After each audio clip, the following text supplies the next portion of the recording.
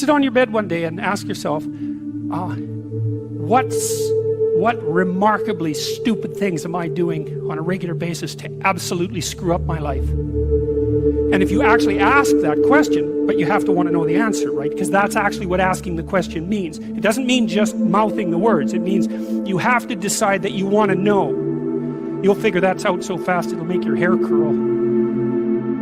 There's no better pathway to self-realization and the ennoblement of being than to posit the highest good that you can conceive of and commit yourself to it.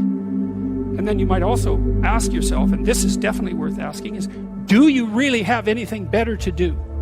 And if you don't, well, why would you do anything else? If you orient yourself properly and then pay attention to what you do every day, that works. And I actually think that that's in accordance with what we have come to understand about human perception, because what happens is that the world shifts itself around your aim. Because you're a creature that has an aim. You have to have an aim in order to do something. You're an aiming creature. You look at a point and you move towards it. It's built right into you. And so you have an aim. Well, let's say your aim is the highest possible aim. Well then, so that sets up the world around you. It organizes all of your perceptions. It organizes what you see and you don't see. It organizes your emotions and your motivations. So you organize yourself around that aim, and then what happens is the day manifests itself as a set of challenges and problems, and if you solve them properly, then you stay on the pathway towards that aim, and you can concentrate on the day. And so that way you get to have your cake and eat it too, because you can point into the distance, the far distance, and you can live in the day. And it seems to me that makes every moment of the day supercharged with meaning. That's how, because if everything that you're doing every day is related to the highest possible aim that you can conceptualize, well, that's the very definition of the meaning that would sustain you in your life. Well, and then the issue is, well, back to Noah. Well, all hell's about to break loose and chaos is coming. It's like when that's happening in your life, you might want to be doing something that you regard as truly worthwhile. Because that's what will keep you afloat when everything is flooded. And you don't want to wait until the flood comes to start doing that, because if your ark's half built and you don't know how to captain it, the probability is very high that you'll drown. Ask and it shall be given you. Seek and ye shall find. Knock and it shall be opened unto you. For everyone that asketh receiveth, and he that seeketh findeth, and to him that knocketh it shall be opened. That sounded pretty optimistic again. But again, I think it's a description of the structure of existential reality, and by which I mean, when I'm in my clinical practice and I observe, and this is also the case with my students, is, let's say, people's lives aren't what they would like them to be. And so then you ask, why? Well, forget about tragedy and catastrophe, because that's self-evident, and we're not going to discuss that. Although the degree to which you bring about your own tragedy is always indeterminate. But I would never say that every terrible thing that is visited on a person is something they deserved. I think that that's a very dangerous presupposition, especially because everyone gets sick and everyone dies.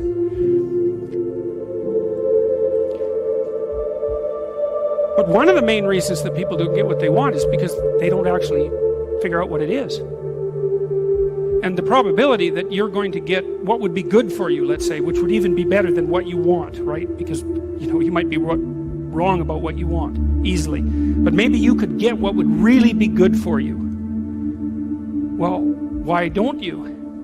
Well, because you don't try. You don't think, okay, here's what I would like if I could have it. And I don't mean in a way that you manipulate the world to force it to deliver you goods for status or something like that. That isn't what I mean. I mean something like, imagine that you were taking care of yourself like you were someone you actually cared for. And then you thought, okay, I'm caring for this person. I would like things to go as well for them as possible. What would their life have to be like in order for that to be the case? Well, people don't do that. They don't sit down and think, all right, let's figure it out. You've got a life. It's hard, obviously. It's like 3 years from now, you can have what you need. You got to be careful about it. You can't have everything. You can have what would be good for you, but you have to figure out what it is, and then you have to aim at it. Well, my experience with people has been if they figure out what it is that would be good for them, and then they aim at it, then they get it. And it's strange because it's a strange thing. It's not quite that simple because, you may formulate an idea about what would be good for you, and then you take 10 steps towards that, and you find out that your formulation was a bit off, and so you have to reformulate your goal. So you're kind of going like this as you move towards the goal. But a huge part of the reason that people fail is because they don't ever set up the criteria for success. And so, since success is a very narrow line and very unlikely, the probability that you're going to stumble on it randomly is 0. And so there's a proposition here, and the proposition is, if you actually want something, you can have it. Now the question then would be, well, what do you mean by actually want? And the answer is that you reorient your life in every possible way to make the probability that that will occur as certain as possible. And that's a sacrificial idea, right? It's like, you don't get everything. Obviously. But maybe you can have what you need. And maybe all you have to do to get it is ask. But asking isn't a whim or today's wish. It's like, you have to be deadly serious about it. You have to think, okay, like, I'm taking stock of myself. And if I was going to live properly in the world, and I was going to set myself up such that being would justify itself in my estimation, and I don't mean as a harsh judge, exactly what is it that I would aim at? And so the issue is not so much the blindness of others, even though there's as much blindness among others as there is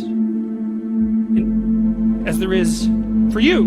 But the issue here, the advice here, the description here is, you should be concerned about what's interfering with your own vision first. And you should leave other people the hell alone in relationship to that.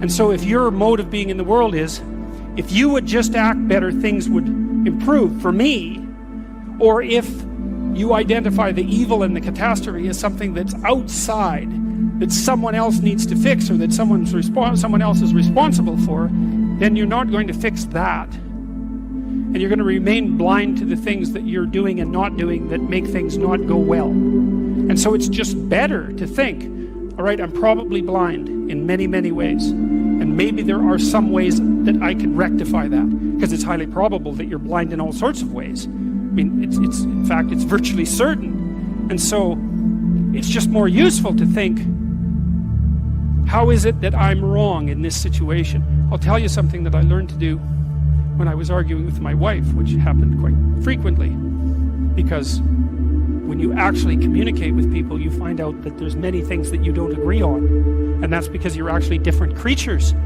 And so if you're actually going to have a truthful conversation, then you're going to find out that you don't see things the same way, and then you can either pretend that that's not the case and gloss over it and then end up in a 30-year silent war, or you can have the damn fight when you need to have it and see if you can straighten it out.